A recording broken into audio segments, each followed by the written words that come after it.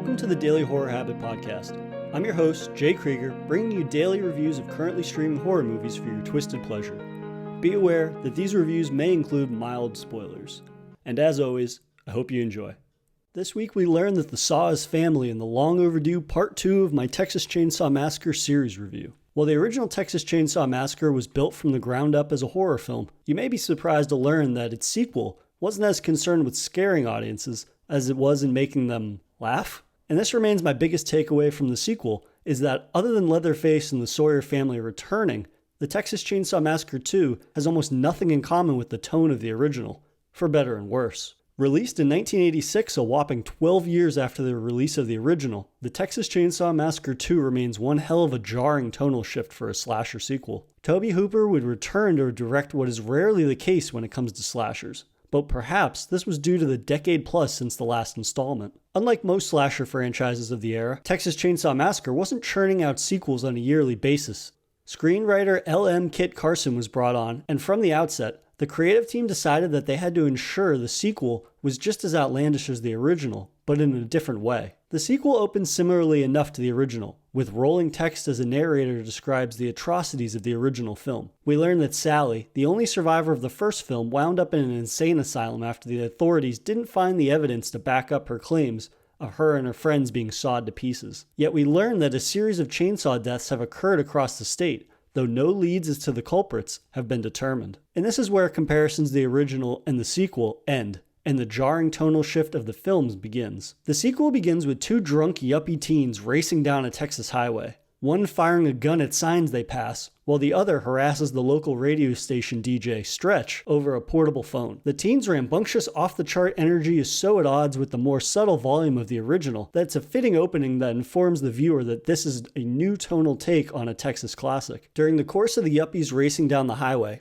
a pickup truck pulls up alongside them, and a figure wielding a ludicrously long chainsaw stands in the trunk bed to hacks them to pieces while Stretch listens helplessly through the phone. This opening is not only important in establishing the film's new tone, but also to display its increased budget and refined technical talent of its crew. Notably, Tom Savini was in charge of the film's practical effects, and his signature touch of frighteningly realistic makeup and bloody effects is apparent from the opening moments. In addition to including Savini's technical prowess, the amount of stunt coordination required to pull off this opening scene feels like the personification of everything is bigger in Texas, given the limitations of the original in terms of stunts. The yuppie teen's death leads to the introduction of Texas lawman Lefty, famously played by Dennis Hopper. We learn that Lefty is the uncle of Franklin and Sally, and has been tracking the grisly chainsaw murders across Texas. It doesn't take Stretch, played by Carolyn Williams, long to track down Lefty and to play him the recording of the teen's death before the two hatch a plot to draw out the killers into the open, for Lefty to take his sought-after revenge. Given Hopper being a megastar in this period,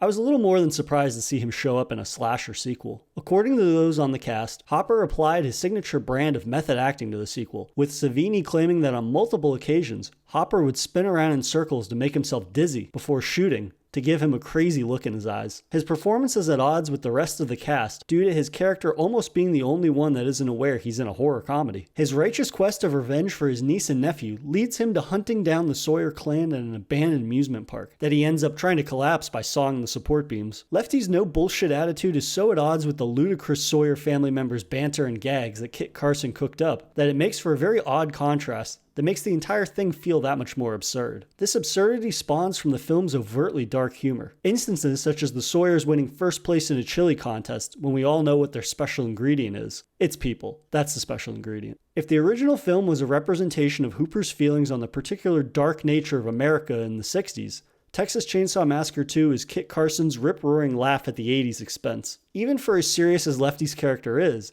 we get an absolute batshit insane segment where he slashes the ever-loving shit out of a tree stump with a recently purchased chainsaw as the store owner cheers him on. Like I said, pretty ludicrous from A to Z. While I understand the intention was to make a sequel that was just as outlandish as the original, but in a new way, applying a comedic slant to one of my favorite horror films of all time just doesn't really work for me. Sure, the film has its moments that I can't help but laugh at. I just wish that this level of enthusiasm for jokes was applied instead to a new unique take on the horror of Texas Chainsaw Massacre. There's glimpses of the bloody carnage of the original, like when Leatherface makes Stretch her own skin mask out of her friend LG's face, which is certainly reminiscent of the original. But then, the narrative branches off in a direction that just simply doesn't do anything for me. That narrative being Leatherface falling in love with Stretch. This fomance stems from Leatherface initially attempting to kill her at the recording studio, only to instead become infatuated with her. This leads to a long, drawn-out segment where Leatherface prods at Stretch's groin with his chainsaw as he licks his lips. The moment ends with him carving into a bottle of soda, spraying Stretch in soda as she screams. It's not a very subtle metaphor, nor is it supposed to be, as this is clearly done for comedic effect, but this kind of humor elicited little more than a groan from me. While overall I was not a fan of the humor, nor it being the focal point of the film,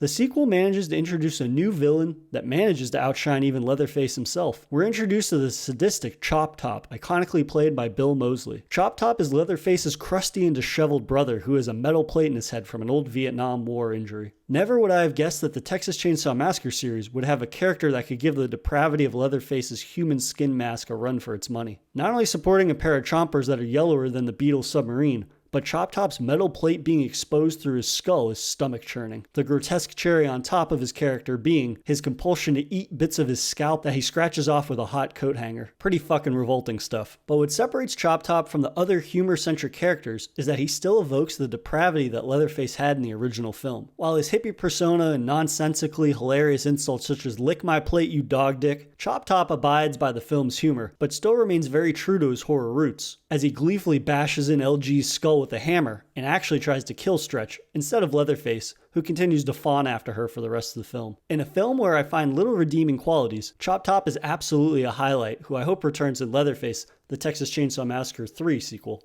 I have to give Hooper credit for taking a swing at a sequel that embraces its lunacy and really clicks for a lot of fans who wanted something new. Humor is subjective, so I'm not going to get on a soapbox and claim that I have a more refined palate or whatever. And on some level, I enjoyed bits and pieces of the film's Looney Tunes mentality. I mean, Dennis Hopper gets into a chainsaw duel with Leatherface, for Christ's sakes. But I'm also aware that my love for the original film interferes with approaching the Texas Chainsaw Massacre 2 objectively. I can't help but want more of the horror that Hooper gave us in the original, given that we do see glimpses of it in the sequel. If you're into one of the most absurd horror comedies ever made, this will more than likely be for you. But if you're like me, and looking for Hooper to return to his Texas slasher roots, you may walk away being as underwhelmed as I was. That being said, I'm excited to review the third film in the series, Leatherface, the Texas Chainsaw Massacre 3, which seems to be a return to the horror tone of the original. I will also be returning to my original series review schedule of a Texas Chainsaw Massacre review once a week. But in the meantime, that'll do it for another episode of Daily Horror Habit. I'll see you guys tomorrow for another Daily Horror movie review.